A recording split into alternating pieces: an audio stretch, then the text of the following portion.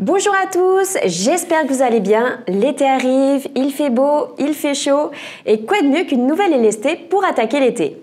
Et aujourd'hui, avec Marc, on vous présente la LST 137. Eh oui, bonjour à tous.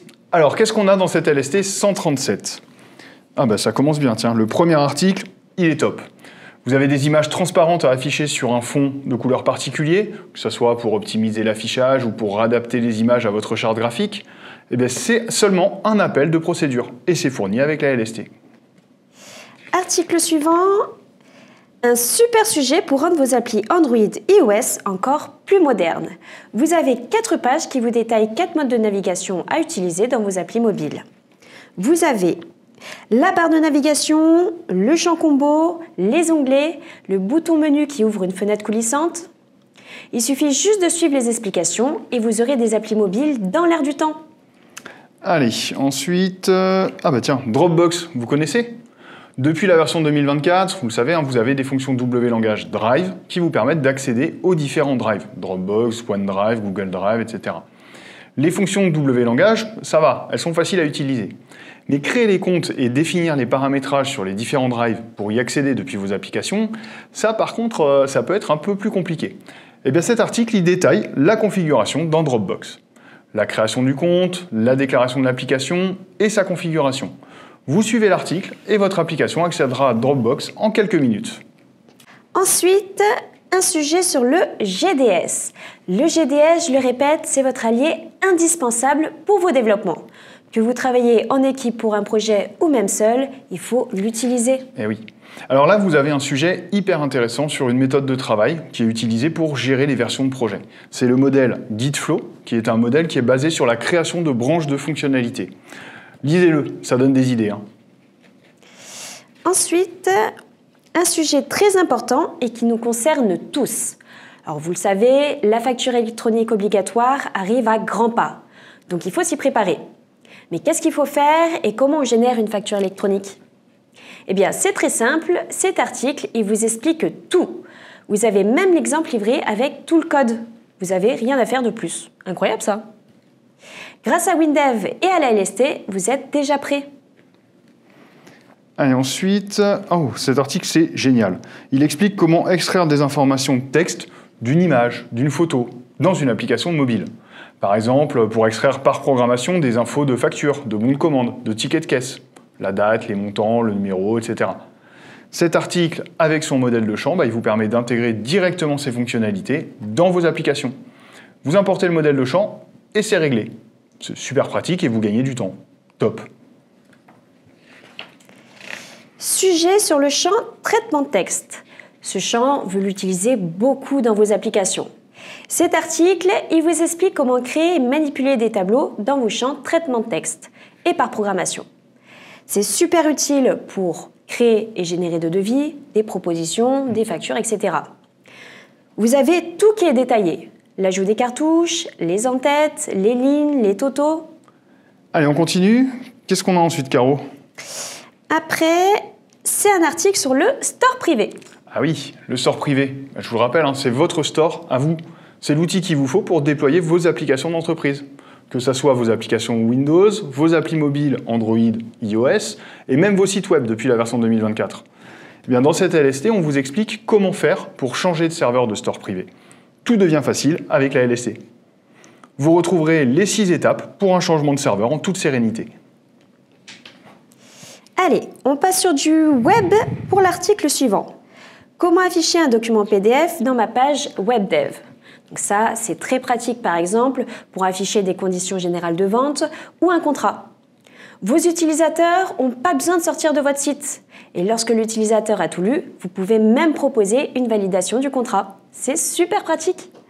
Cet article, il explique tout en pas à pas. Et pour faire ça dans vos applications, c'est hyper facile, c'est une page interne et elle est fournie. Et oui, c'est ça la LST, c'est des fenêtres internes, des modèles de champ, des composants internes, tout prêt à l'emploi. Vous les importez et vous les utilisez. Une fonctionnalité vous plaît, un import et vous l'avez. Que du temps de gagner.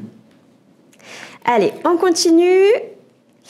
Comment faire interagir vos applications avec Outlook?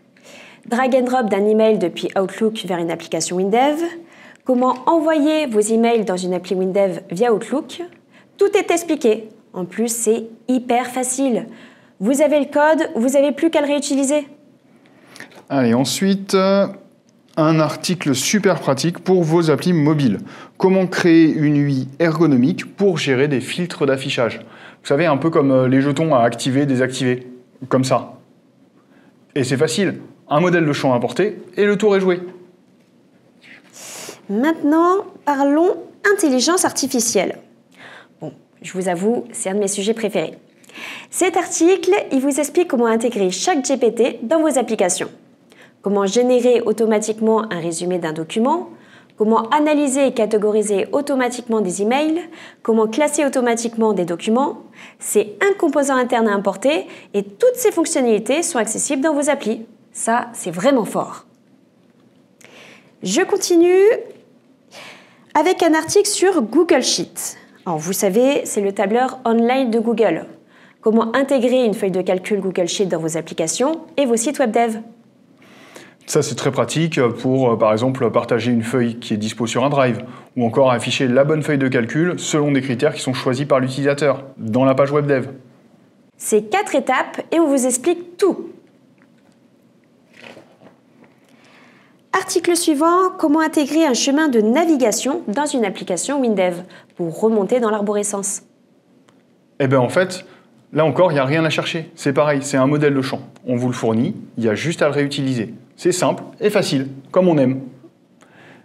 Alors ensuite, qu'est-ce qu'on a? Ah, la rubrique préférée de Caro. Le saviez-vous? Alors, comment forcer la mise à jour d'une application diffusée par le store privé? Comment définir les marges d'une fenêtre? Comment activer la gestion des plans dans les pages web dev? Allez, on continue avec un article sur JSON.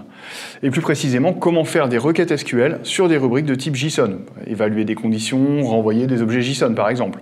Ça s'effectue directement en SQL avec les fonctions qui sont prévues pour. Tout est expliqué. Article suivant, une astuce web. Comment ouvrir une calculatrice depuis un champ de saisie dans un site ou une application web. Votre site a besoin d'un calcul, le calcul du nerf par exemple.